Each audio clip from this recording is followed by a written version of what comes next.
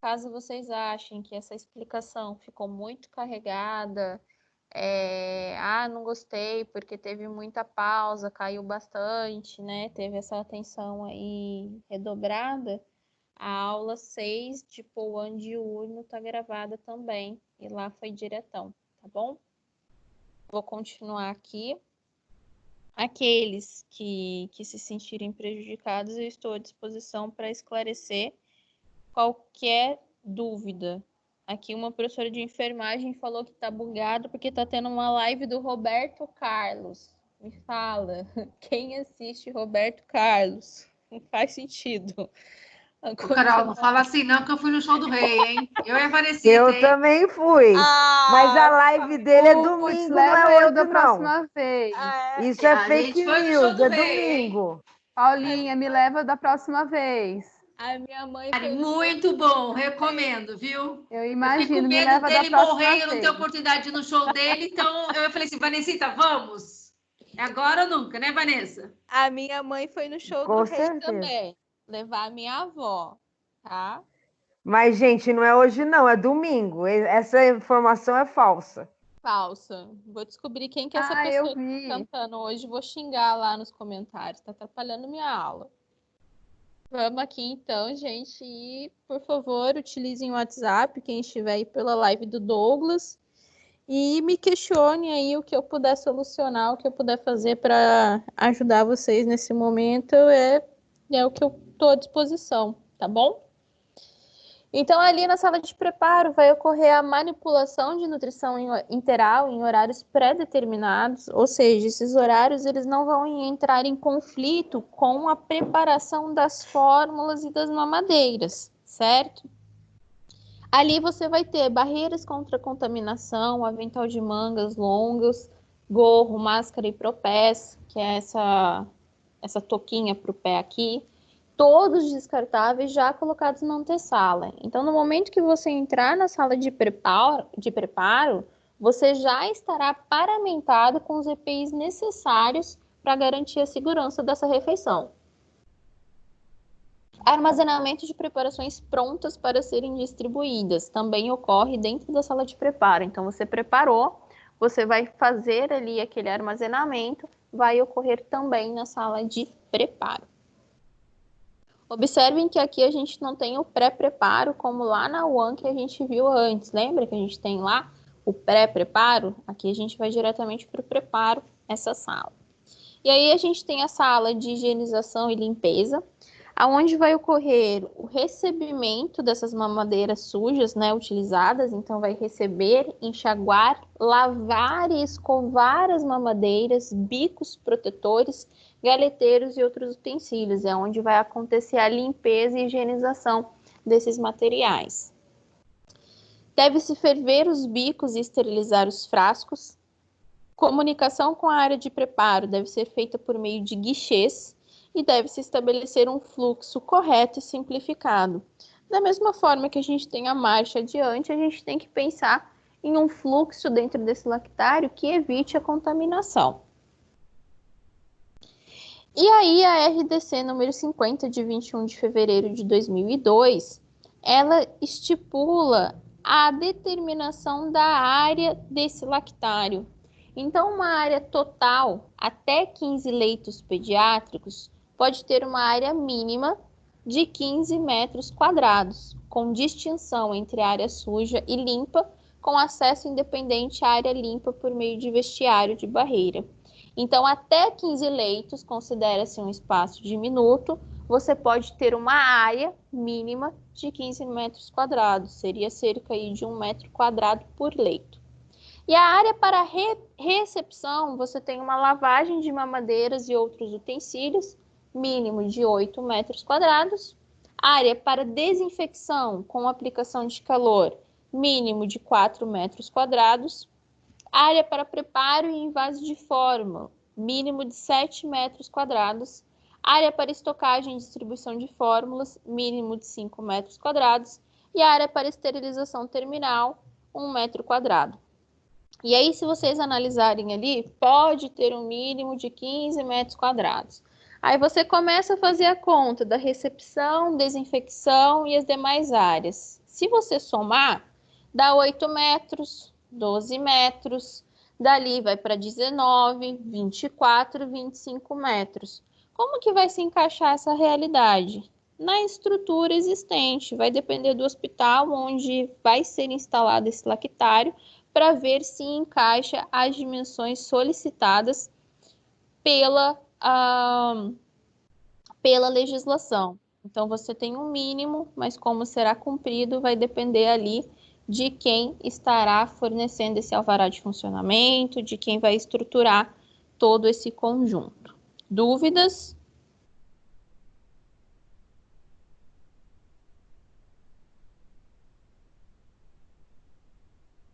Então, vamos continuar aqui.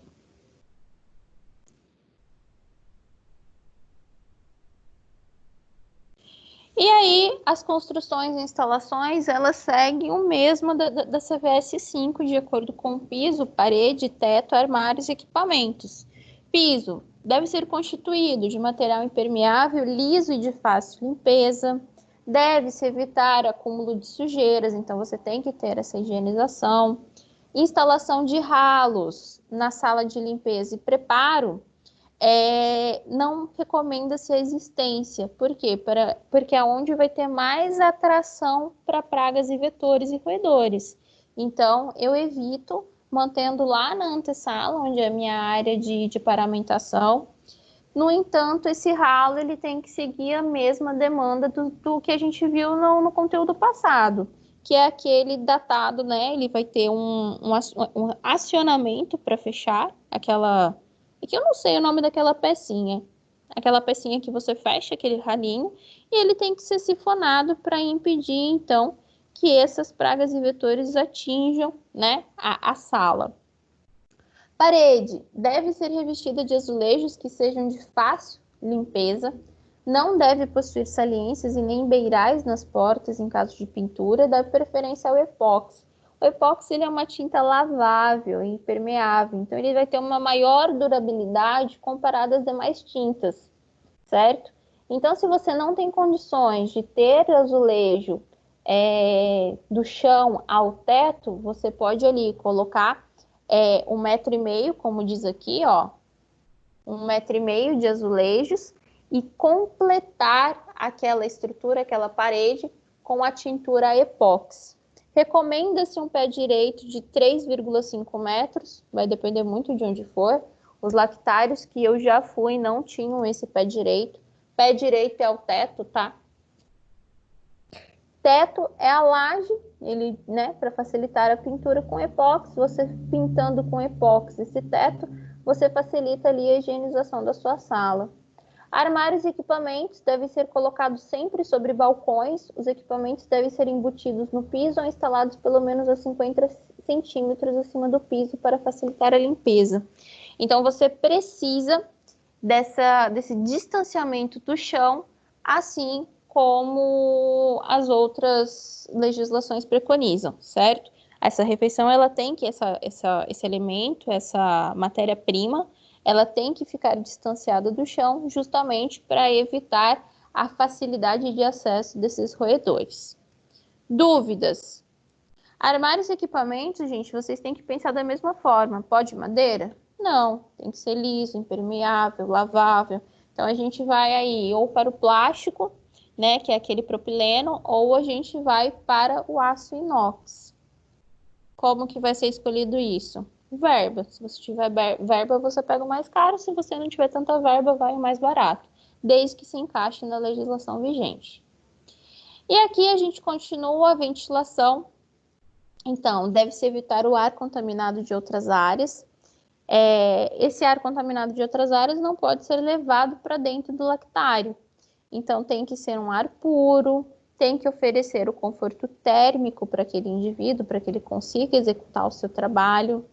Deve ser independente, deve ter um sistema de exaustão, não deve ficar circulando, ele deve sair para fora, né? Deve ser lançado para fora.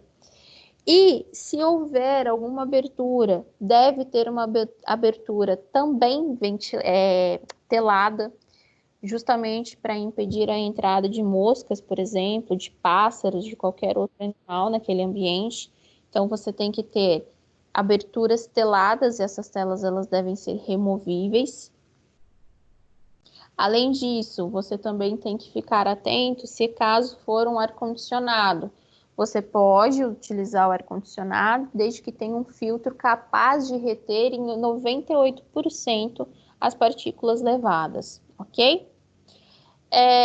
O sistema de ventilação pode participar do sistema de ventilação ali do hospital, desde que você direcionada à limpeza e à antessala, né? Porque aí você não tem um risco de carregar um ar contaminado. E aí vai variar ali da engenharia, da arquitetura, de como foi feito esse sistema. Por mais que a gente tenha uma legislação, gente, quem faz essa parte de elaboração estrutural é o engenheiro junto ao nutricionista que vai especificar como deve ser feito a legislação. Mas a estruturação é o engenheiro. Iluminação deve ser sem sombras e de intensidade adequada. A gente já viu que precisa do conforto visual para garantir aquela segurança ao ato de trabalhar e evitar algum desencadeamento de alguma patologia associada à visão. Equipamentos devem ser de material durável, não corrosivo, inquebrável e construído de maneira a facilitar a limpeza de todas as peças. Aquele ditado barato sai caro, ele se encaixa muito aí.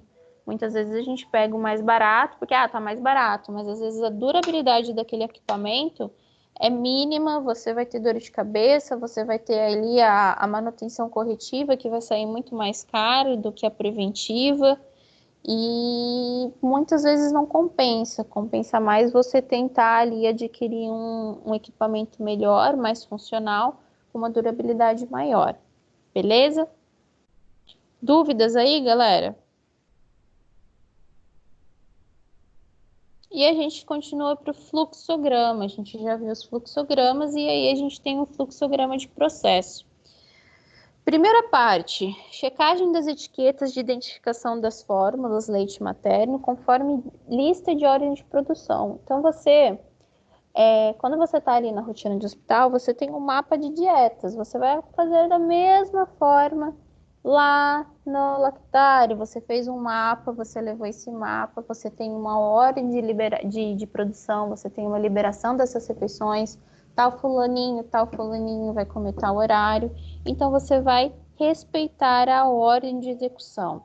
O cálculo da quantidade total de cada tipo de fórmula a ser preparada, conforme lista da pediatria, dos berçários e da UTI neonatal, de acordo com o indicado no receituário do lactário.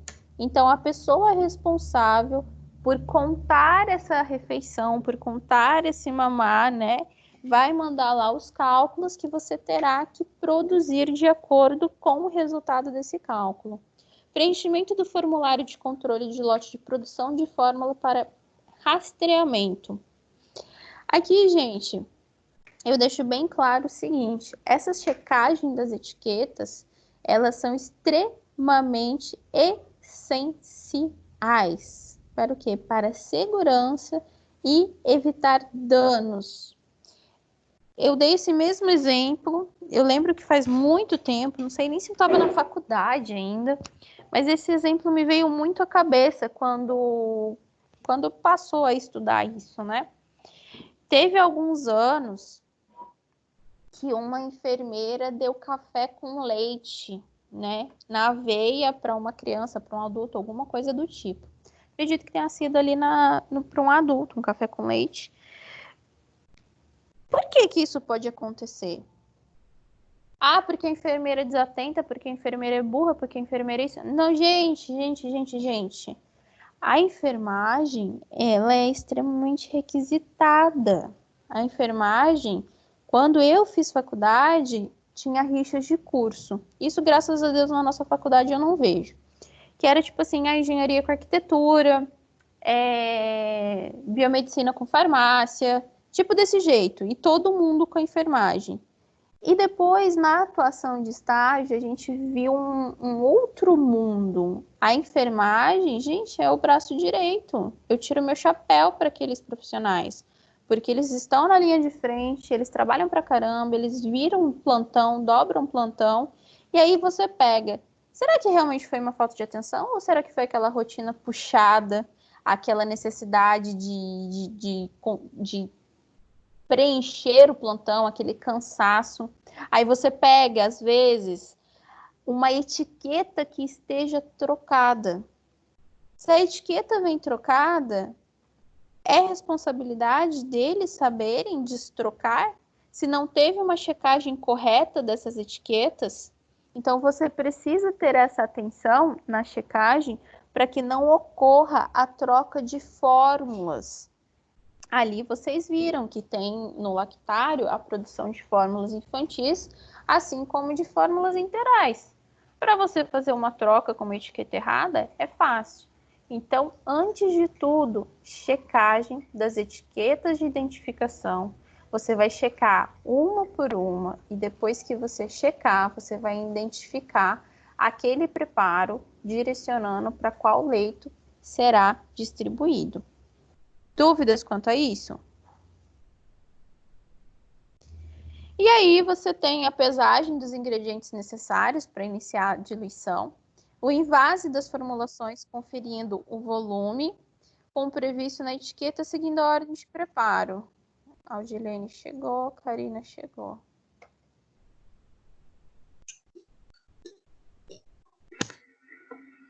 Quem chegou agora consegue ver a aula? Conseguiram acessar?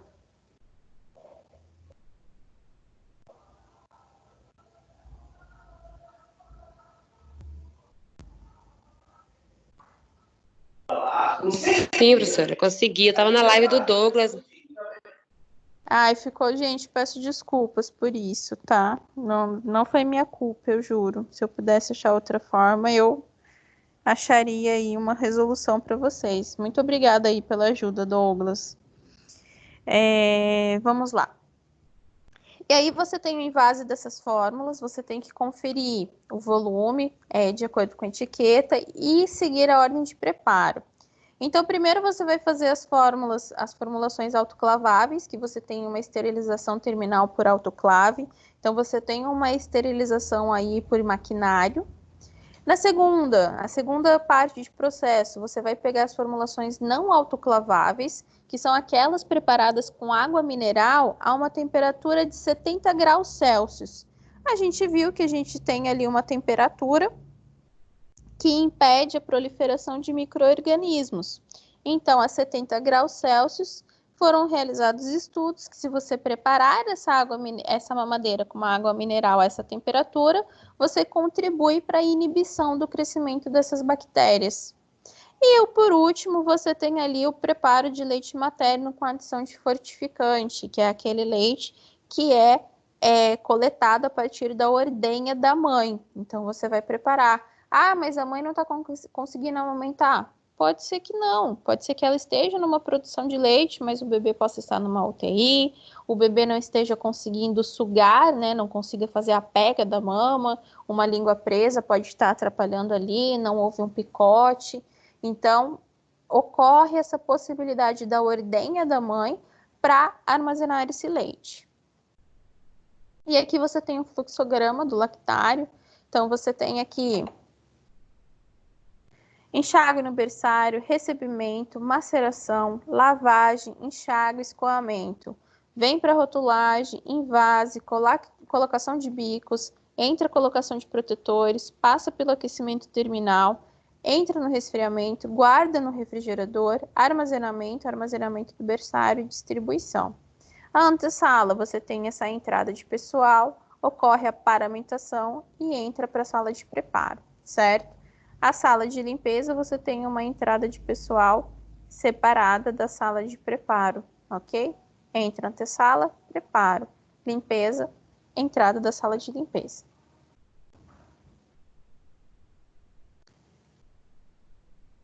E aqui eu trouxe para vocês verem o que é uma autoclave.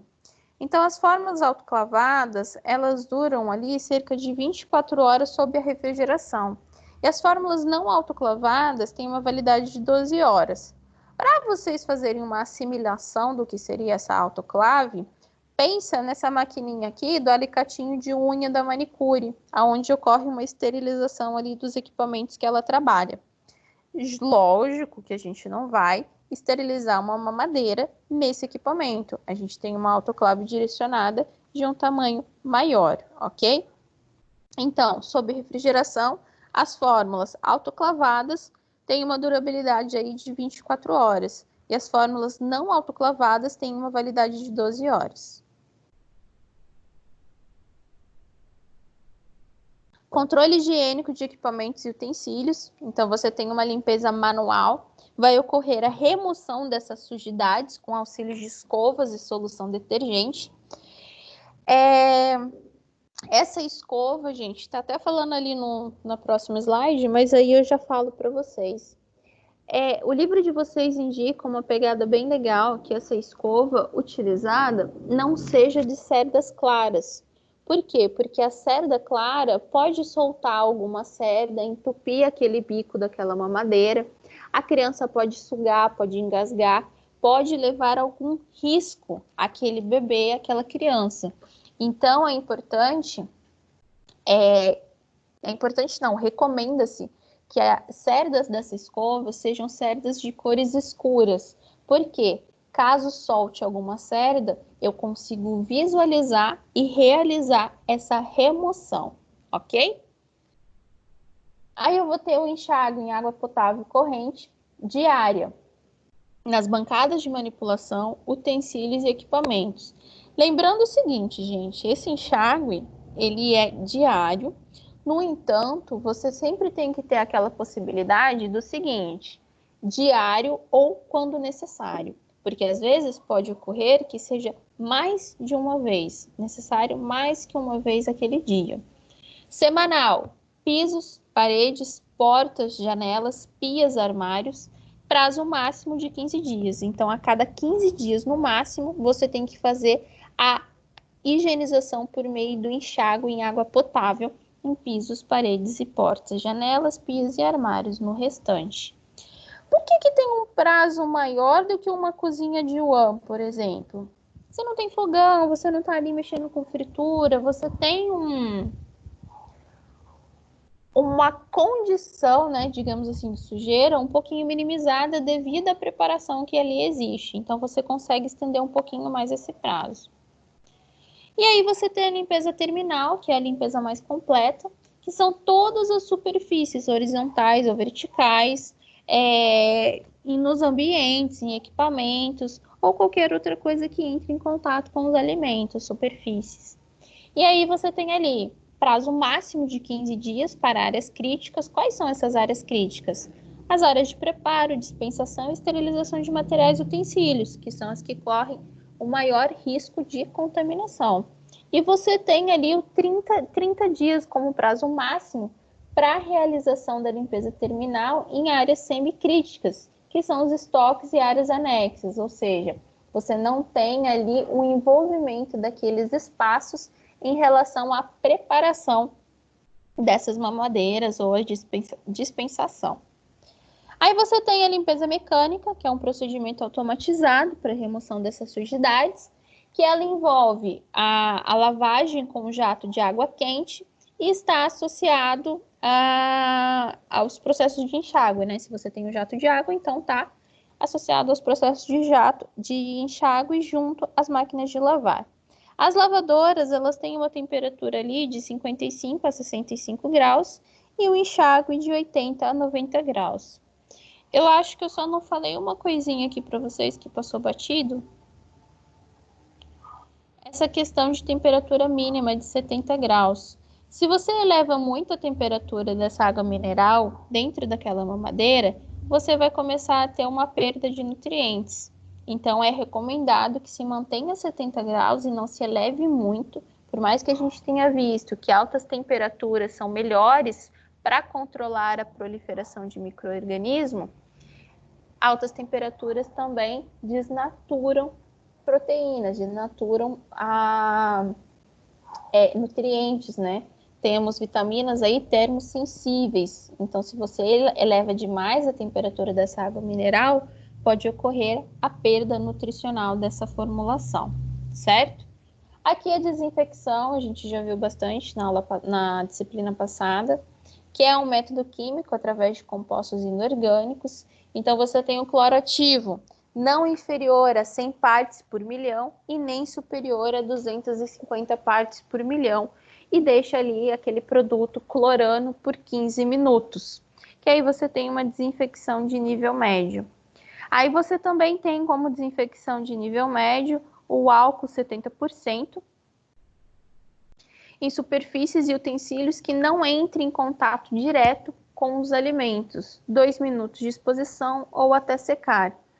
Então, o álcool 70%, ele auxilia muito, mas é sempre importante que lembremos que o álcool 70%, ele não faz milagre, ok?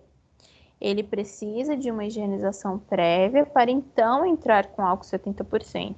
Porque senão eu posso só passar álcool 70% na superfície e tá tudo certo. Não, primeiro eu tenho uma lavagem, depois eu deixo aquele álcool 70% e então ele faz essa ação até que se seque. É interessante que o álcool 70% ele tenha essa possibilidade de secar. Não é eu passar ali e depois eu vim com um paninho secando. Não é essa a ideia. A ideia é que ele tenha essa ação, esse tempo de secagem, que é o tempo que ele vai ter de ação para a eliminação de alguma substância indevida ali. E aí a gente tem a desinfecção de alto nível, que é a autoclavagem, que os equipamentos e utensílios passam por uma temperatura de 110 graus Celsius por 10 minutos ou 121 graus Celsius por 15 minutos. Eu acredito que eu tenha invertido esse tempo. Depois eu confirmo lá no livro de vocês. Eu acredito que seja 110 por 15 minutos e 121 por 10 minutos, porque não faz sentido a maior temperatura ficar por mais tempo. Eu passo essa errata para vocês no final da aula, ok? Então, você tem ali que a autoclavagem é a desinfecção de alto nível. Por quê? Porque se a gente combina a disciplina de microbiologia, a gente vê que as altas temperaturas, a gente tem um impedimento da proliferação, a gente inibe a proliferação microbiológica. Aqui eu falei da higienização de mamadeiras para vocês, em relação às cerdas, só que você tem um passo, um procedimento a seguir. Então, primeiro você faz o recebimento dessa mamadeira utilizada, você faz um enxágue prévio, ou seja, você passa um pouquinho de água ali para eliminar um pouco aquele resíduo grosseiro, digamos assim. Aí você deixa a maceração na sala de limpeza. O que isso acontece? Você pega essa mamadeira e você imerge ela em uma solução com água e detergente e deixa ali por um tempo para que aquela sujidade se solte. Essa maceração ela ocorre numa temperatura de 42 graus Celsius. Depois disso, você passa um processo de escovação. Eu já expliquei a cerdas escuras, então, na internet, quando eu fui pesquisar a imagem para colocar das escovinhas de mamadeira, eu só achei branca. A mais escurinha que eu achei foram essas aqui. Não sei qual é a realidade que vocês vivem, quem tem bebê, quem não tem, se vocês têm essa facilidade, se vocês compraram algum dia, que tem essas cerdas mais escurinhas. Passou pela escovação, você vai ter um enxágue do frasco com água potável também, com água limpa. Depois você vai deixar escorrer essa água. Depois que você terminou todo esse processo de lavagem, aí sim você vai passar pelo processo de autoclavagem, onde você vai deixar de 10 a 15 minutos ou pelo método químico como uma solução clorada, certo? Como que vai funcionar? Vai funcionar de acordo com o recurso disponibilizado. Se você tem uma autoclave, você vai passar pela autoclavagem. Se você não tem, você vai pelo método de cloragem, que é mais em conta. Já falei para vocês das cerdas escuras. Higienização das mãos. Aí é importante essa higienização das mãos, como em qualquer outro local, para evitar que eu tenha uma contaminação entre pessoas. As mãos, elas levam. Pensem lá no glitter. Se você pega uma mão, você suja de glitter e você pega na mão de outra pessoa, aquele glitter vai passar para a mão das outras pessoas. E assim você consegue fazer um fluxo incrível que você consegue mais ou menos visualizar como que é essa passagem de bactérias aí. O artigo 14 da CVS 5 diz o seguinte: Os funcionários devem higienizar as mãos sempre que necessário e especialmente ao chegar ao trabalho, utilizar os sanitários, tossir, espirrar ou assoar o nariz, usar esfregões, panos ou materiais de limpeza, fumar, recolher lixo e outros resíduos, tocar em sacarias, caixas, garrafas e sapatos, tocar em alimentos não higienizados ou crus e houver interrupção do serviço iniciar um outro, pegar em dinheiro. Ou seja, a todo instante você tem que fazer a higienização das mãos. E como é feita a correta higienização das mãos? Primeiro você tem que ter os cartazes afixados nos locais de higienização das mãos, da lavagem das mãos, orientando como que se faz o procedimento correto dessa higienização. Por quê? Lavar as mãos não é só molhar e passar um sabãozinho, você tem o seu passo a passo para você conseguir, de fato, higienizar a sua mão. Os produtos utilizados, eles devem ser aprovados pela Anvisa para que ocorra essa antisepsia. Você não pode pegar ali do seu Zé da feira, porque ele é cheirosinho e é baratinho, você paga ali R$2 no litrão. Não, você precisa de produtos comprovados com a sua eficácia comprovada. E aí você começa, primeiro, aqui eu ressalto para vocês que vocês precisam massagear por pelo menos 3 minutos. Então, você presta atenção nisso. Uma vez, aquele Dr. Bactéria, ele fez até um teste na TV, acredito que tenha sido um jornal aí, nem lembro que jornal que foi, mas foi num jornal, onde ele fez um teste com as pessoas que estavam passando na rua, se elas sabiam lavar a mão. E isso ficou guardado, isso faz muito tempo, gente, isso ficou guardado na minha cabeça. Eu acho que, nossa, eu era muito pequena. E as pessoas, elas têm o costume de chegar e aplicar o sabonete, aplicar o sabão na mão, antes de molhar, antes de umedecer. E isso mostrou que não eliminava 50% das bactérias, 50% da sujeira, porque o correto é que se umedeça primeiro. Então, sempre quando for higienizar as mãos, primeiro molha, para depois aplicar o sabonete e fazer o esfregaço. Esse cartaz aqui foi um cartaz que eu peguei lá da internet, é um cartaz da Anvisa. Primeiro passo, abra a torneira e molhe as mãos, evitando encostar na pia. Então, a gente pensa aí nas mãos e antebraço, porque a gente sabe que a higienização das mãos é até o antebraço. Passo 2, aplique na palma da mão quantidade suficiente de sabonete para cobrir todas as superfícies da mão. Passo 3, vai ensaboar as palmas da mão. No passo 4, vai esfregar a palma da mão direita contra o dorso da mão esquerda e a palma da mão esquerda contra o dorso da mão direita. Depois você vai entrelaçar os dedos e friccionar os espaços interdigitais. Você tem que lavar entre os dedos, esses espacinhos escondidos fazem parte da sua mão. 6, vai esfregar o dorso dos dedos de uma mão com a palma da mão oposta. 7, esfregar o polegar direito com o auxílio da mão esquerda e o esquerdo com o auxílio da mão direita. Gente, o que as pessoas esquecem da existência do dedão tá para contar. É muito difícil você ver uma pessoa lá, você observa aquela higienização das mãos e você pega aquela pessoa lembrando do dedão? Não, porque qual é a sensação que o indivíduo tem? Se eu molhar e fazer espuma, eu limpei.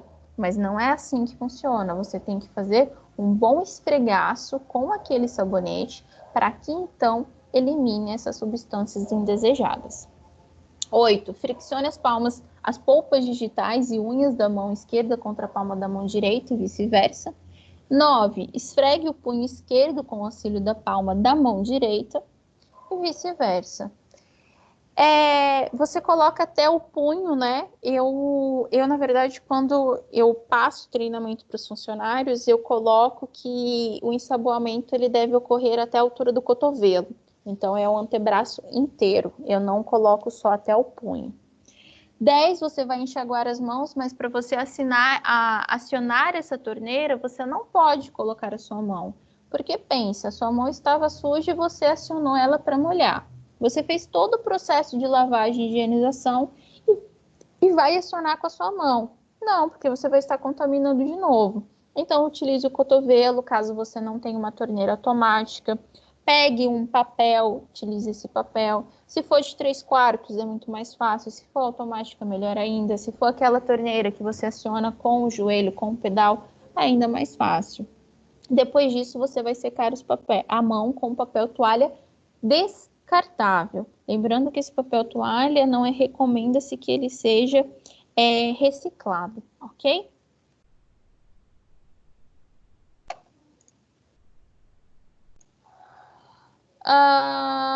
Ali a gente tem que ter o controle microbiológico, que é o que a gente já ressaltou na aula toda, garantindo a qualidade da água que vai ser utilizada, garantindo a higienização, a limpeza e também aquilo que será transportado, ok? Quem vai determinar esse controle microbiológico? Nós vamos ver aonde tem uma facilidade ali de contaminação e vamos corrigir isso para reduzir, minimizar essa contaminação.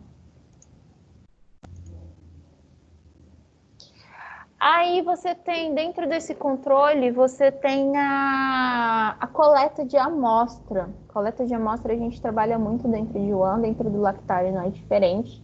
Aonde um conjunto de mamadeiras submetidas ao aquecimento terminal, prontas para o consumo, devem ser escolhidas ao acaso e enviadas para análise.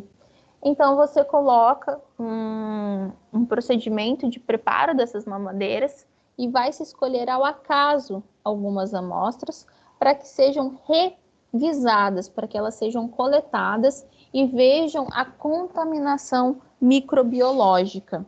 Então, se eu tenho uma contagem acima de 25 micro-organismos por ml, é uma contagem considerada alta. Então, aí, esse processo vai ter que passar por uma revisão para achar aonde ocorreu a falha. Se tem uma contagem abaixo de 25 micro-organismos por ml, é uma contaminação considerada normal, porque a gente sabe que a gente tem uma permissão de micro-organismos que adentrem o nosso organismo em relação à legislação, que eles não oferecem uma toxicidade para nós, certo? Aqui o que eu falei para vocês, a preparação da fórmula deve utilizar uma água mineral a 70 graus Celsius. Temperaturas acima de 80 graus mostram a redução significativa do valor nutricional das fórmulas infantis. A permanência em temperatura ambiente deve ser de no máximo 30 minutos e em ambientes climatizados de no máximo 1h30. Os ambientes climatizados, eles estão entre 20 a 24 graus Celsius. As fórmulas autoclavadas têm uma validade de 24 horas sobre refrigeração e as não autoclavadas têm uma validade de 12 horas sobre a refrigeração.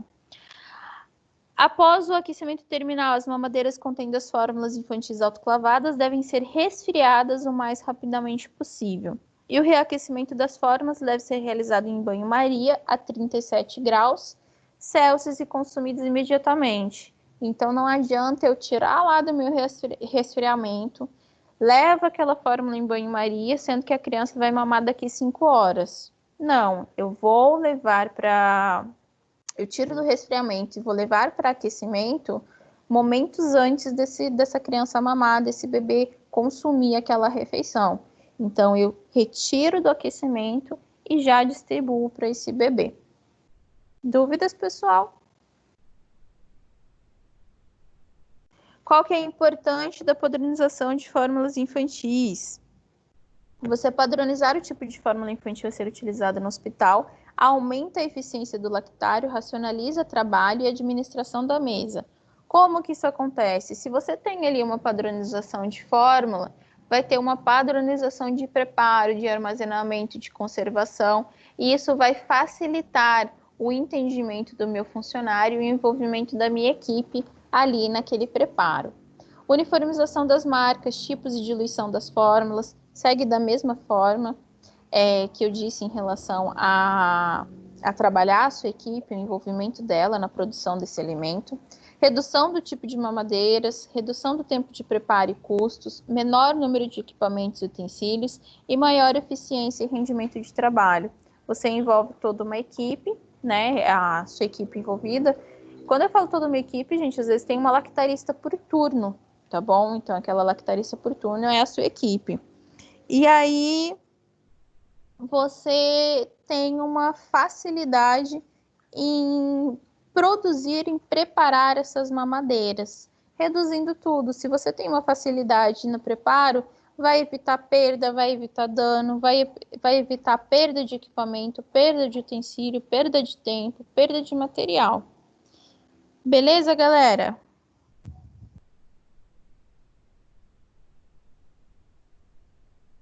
Sim? Não? Sim. Então é isso, aos trancos e barrancos, conseguimos ter a nossa aula. Ô, Carol, Diga. tem como você explicar só um exercício lá do estudo dirigido? Tem, só me falar qual. Peraí que eu vou abrir aqui, Vou abrir o meu também. que eu não entendi realmente. Eu abro aqui na minha tela. Só um minutinho que eu vou...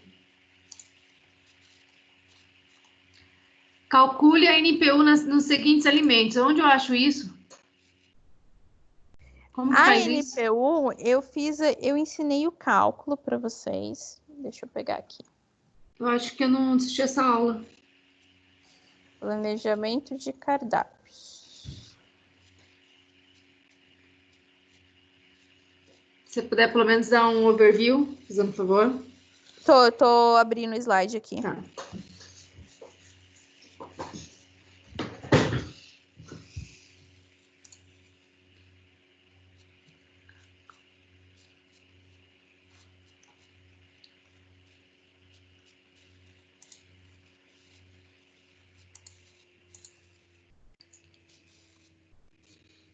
Foi? Foi. Então, a NPU é o seguinte. Vocês vão entrar lá no slide 3, planejamento de cardápios, na aula 3, onde vai falar do NDPK, o percentual, que é onde a gente vai descobrir a proteína líquida. Então, é aquela proteína realmente absorvida dentro do conteúdo proteico da refeição. O NPU, o que é?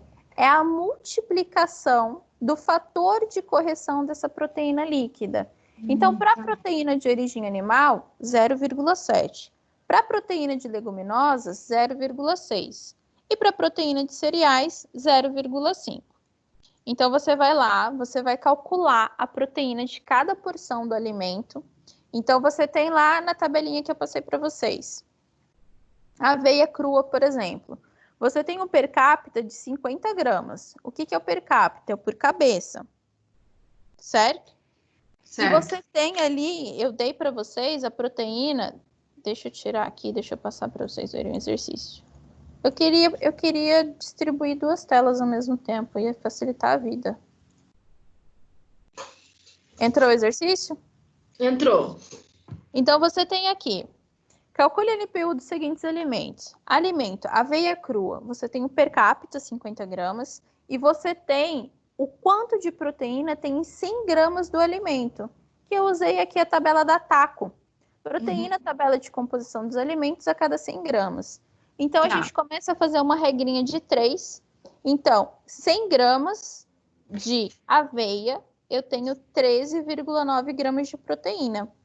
Quantas gramas de proteína eu vou ter em 50 gramas de aveia?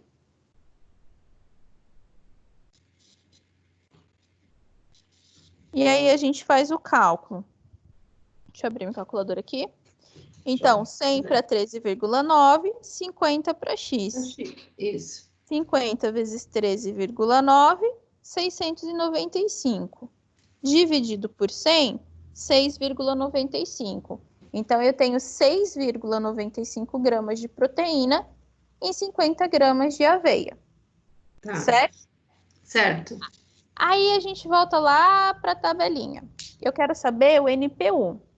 O NPU, eu sei que é a soma do total de proteína líquida daquela refeição. No entanto, eu não coloquei como refeição, eu coloquei alimentos separados. Então, o NPU vai ser de cada alimento. E aí, eu faço o quê? eu venho e multiplico pelo fator de correção. Minha aveia é de origem animal? Não. Ela é de leguminosas? Não. Ela é de cereal? Sim. Então, eu vou multiplicar 6,95 por 0,5, que vai dar 3,47. Então, minha NPU é 3,47. Carol, Só não isso? entendi a primeira conta. É só isso, Carol? É só isso. Jura? Juro. Eu não quis prejudicar vocês. Eu fui uma pessoa muito boa. Ai, mestrado. Eu não entendi a primeira conta. A primeira Professora, conta. sim. Oi? A primeira conta é regra de 3, Mari.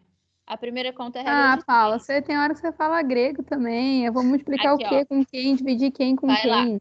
Vai lá, vamos lá, Mari. Per capita. Per capita por cabeça. Aqui, deixa eu dividir minha telinha com vocês aqui. Volta lá para minha continha. Lá para o exercício de vocês. Per capita por cabeça. Você tem ali 50 gramas de aveia crua, certo? Certo. E aí, eu passei para vocês a quantidade de proteína que tem 100 gramas de alimento. Aonde eu peguei essa quantidade de proteína? Lá na tabela TACO, na tabela de composição dos alimentos, que trabalha com 100 gramas. Então, eu vou fazer uma regrinha de 3. Se em 100 gramas de aveia eu tenho 13,9 gramas, quantas gramas de proteína eu vou ter em 50 gramas de aveia? Certo. Então, eu coloco lá 100 gramas para 13,9 e 50 gramas para X. Multiplico em 3, que vai dar 50 vezes 13,9 dividido por 100. Deu para entender agora? Agora sim. Alguém mais tem alguma dúvida em relação a essa Aí, conta? com o resultado dela, eu vou multiplicar Pelo na fator de outra. correção, Tá. que é o do slide aqui. Deixa eu ver se entrou aqui. Aí você vai ter que ver o seguinte, você vai ter que ver o que você vai multiplicar. Por exemplo, consegue ver aqui? Sim. Então, aqui eu coloquei acém e bisteca. Acém e bisteca é o quê? É carne, origem é animal. É animal. Então, você vai Uhum. multiplicar por 0,7. E depois eu Certo. coloquei lentilha. Lentilha é o quê? É leguminosa. 0,6. E esse fator de correção vocês vão precisar saber, porque não vai estar na prova. Tá, aí eu multiplico esse valor que a gente teve pela proteína líquida aí do quadro. Isso, Tá, que é minha NPU. tá bom. Obrigada, Carol. Nada. Mais alguém tem alguma dúvida? Só um minutinho, deixa eu só dar mais uma bisu lá.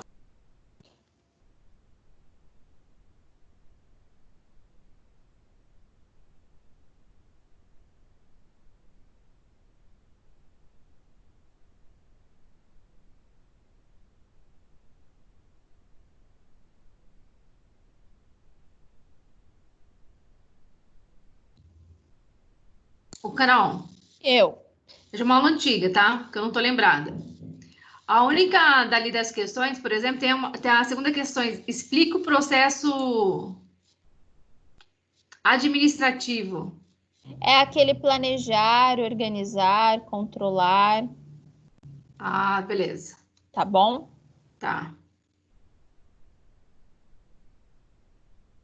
Mais alguma dúvida?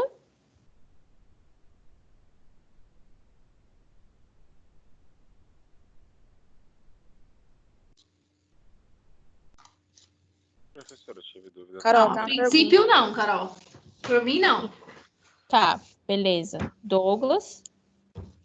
Eu tive uma dúvida sobre a teoria da administração.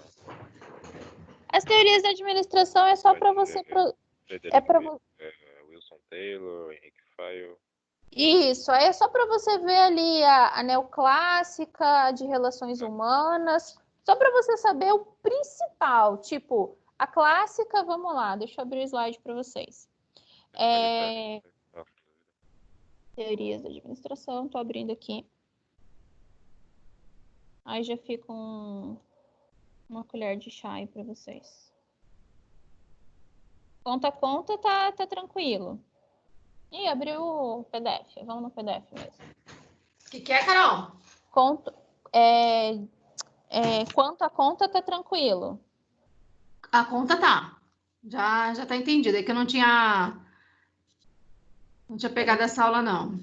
Eu vou ter que abrir o slide, porque eu não sei o que tá acontecendo com o PDF. Carol, Eu.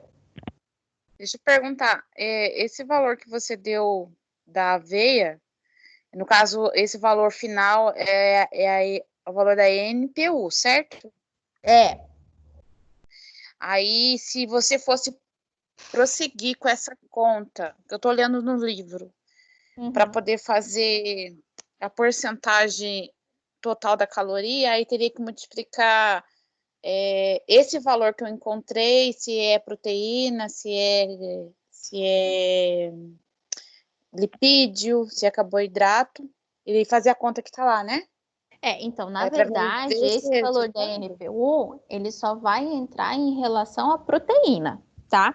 Você consegue sim fazer a parte de balanceamento, de adequação em relação ao PAT, em relação a carboidrato e lipídio, mas a NPU é só da proteína.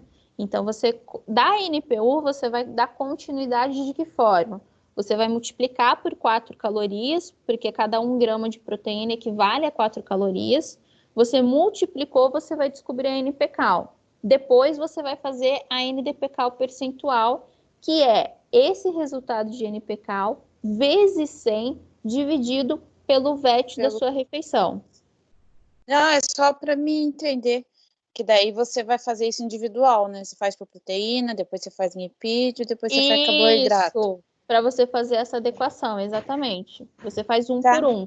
Para você fazer um por um, você tem que calcular alimento por alimento. Aí você tira tudo a proteína, tira todo o carboidrato, você pode somar no final, né? Carboidrato, proteína e lipídio, mas aí você tem que fazer individualmente. Tá bom, obrigada. Tá bom? Nada. Vamos lá para as teorias. O slide foi para vocês? Acho que não, né? Deixa eu tentar de novo.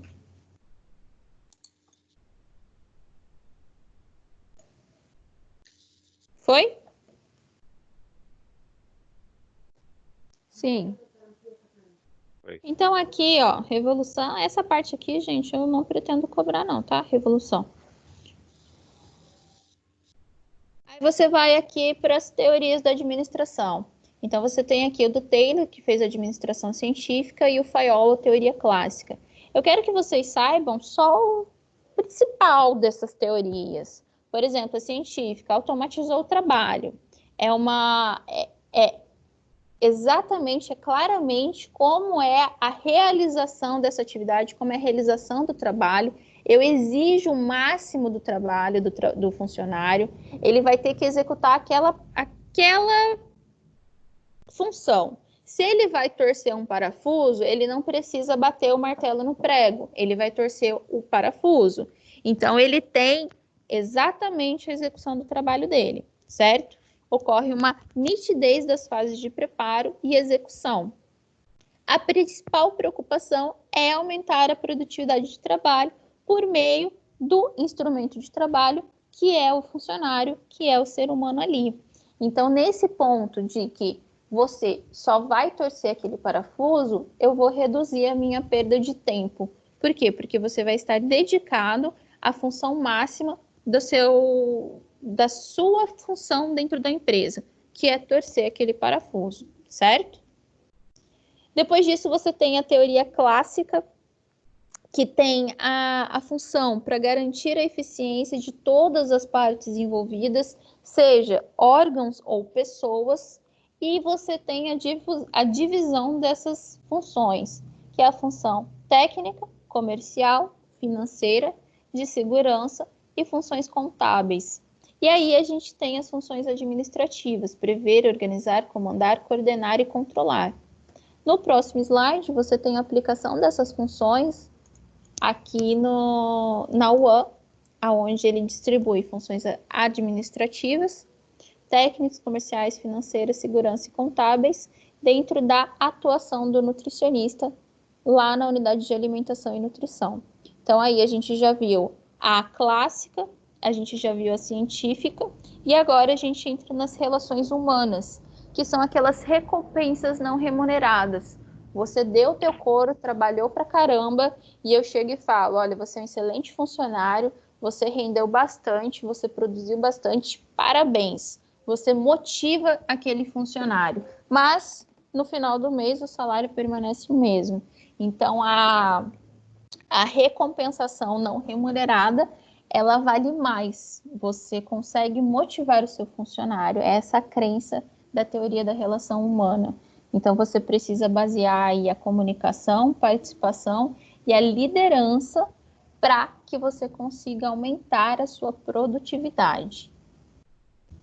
E depois a gente tem a neoclássica, que é a combinação de tudo, que se baseia no processo administrativo, planejamento, organização, direção e controle, combinando as outras teorias. Então, a gente reduz o tempo ocioso, valoriza a mão de obra e valoriza o trabalho. A gente faz uma combinação das três anteriores.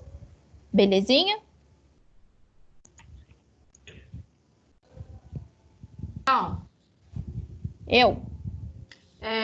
A última questão sua lá do estudo dirigido, você fale sobre lacatário. Pô, vou até onde? É aula de hoje inteira. Pega os pontos principais. Tem uma antessala, a refeição autoclavada, a durabilidade dela, que você tem essa divisão de estrutura. Pega os principais. Alguns já está muito fixado. Por exemplo, teto, parede, chão, já fixou, gente. Você já sabe que tem que ser liso, impermeável, tem que estar livre de rachaduras. Isso daí é básico, não precisa mais ficar se matando em cima dessas coisinhas básicas. Pega ali o que chegou de novo, que existe uma antessala, o que é feito nessa antessala, que pode ser lá na sala de preparo, ele pode ser dividido com o preparo de fórmulas interais, como de fórmulas infantis, que a mamadeira ela pode ser autoclavada ou ela pode ser preparada com água mineral a 70 graus. Foca nesses pontos mais importantes. Tá, mas a estrutura física lá em quantidade de metros quadrados eu posso pular, né? Não, nem pensa nisso, gente. Jamais eu vou cobrar isso de vocês. Ah, que susto você me deu. Achei que você falou que não. Vou cobrar sim. Não. Isso daí eu não vou cobrar de vocês, não. Fiquem em paz. Tá bom. Mais alguma dúvida? Douglas, esclareceu em relação às teorias? Sim, tranquilo. Não, só tava com dúvida se era aquilo mesmo que eu coloquei, mas assim. Tá. E aí? Eu não lembrava dessas aulas aí. É que essas aulas as aulas que vocês estavam dormindo, porque a gente falou de Revolução Industrial e tava todo mundo querendo ir embora. Eu dormi nessa aula, vou falar a verdade pra você. Paulinho, você dorme todas as minhas aulas de POA. Fala assim, Carol. Não fala assim. Dia de sexta-feira eu já tô mais cansada, mas beleza. Carol, acho que dá para fazer isso dirigido assim pelo que eu li aqui. Não tem mais grande. Mas assim, se vocês quiserem, gente, dá uma olhadinha lá no finalzinho da aula de POA diurno. Eu passei uma puxada aí desses exercícios com eles. Tá. Tá gravadinho lá, tá lá na página. Douglas, você falou alguma coisa? Não, pensei alto só. Eu ia pedir pra você, se tem como você mandar todos os exercícios que você passou, que valem nota. Tem uma aluna que tá com dificuldade de assistir as aulas e de acessar o rabo devido ao trabalho. Você tinha me dito. Pode deixar que eu vou enviar sim, fica tranquilo. Eu já faço isso agora no final da aula. Demorou. É das Carol, duas disciplinas? Você vai passar seu e-mail ou a gente coloca no AVA? Ai, manda no meu e-mail, que eu tô com uma confusão desse AVA aí, que tipo assim, todo mundo que conversa com o tutor, chega para mim as mensagens. E aí, quando manda para mim, eu não sei se é para mim ou se é para o tutor. Eu prefiro que vocês usem o meu e-mail mesmo. Tá bom. Você vai divulgar para nós, então? Já mandei lá no grupo, meu bem. Ah, já? Beleza. Já. Beleza, galera? Tá tudo em paz, tudo feliz, todo mundo pronto? Nada que uma consulta com a professora na hora da prova já não resolva nossos problemas, né, Mari? Meu áudio vai estar fechado. Então, gente, é isso. Obrigada por hoje. O que vocês precisarem, estou à disposição. Caso eu não responda, não precisa apagar a mensagem, eu não fico brava de me mandar mensagem. É só que realmente, às vezes, não dá tempo de responder naquele momento. Quando é escrita, eu consigo atender mais dentro da urgência de vocês. Tipo assim, Carol, quanto vai valer a prova? Isso não é urgente. Carol, o prazo do TCC eu perdi e eu preciso enviar hoje. Isso é urgente. Então, aí, quando vocês fazem escrita, eu consigo dar um jeito ali de organizar a urgência desse pedido, tá bom? Ok. Muito obrigada por hoje. Um bom descanso para vocês. Um bom final de semana. Se cuidem aí, tá bom? Fiquem com Deus. Um beijo para todo mundo e bora descansar. Boa Obrigada, noite, Carol. Carol. Boa noite. Boa noite, Carol. Fica com Deus. Para vocês também, gente. Um beijo.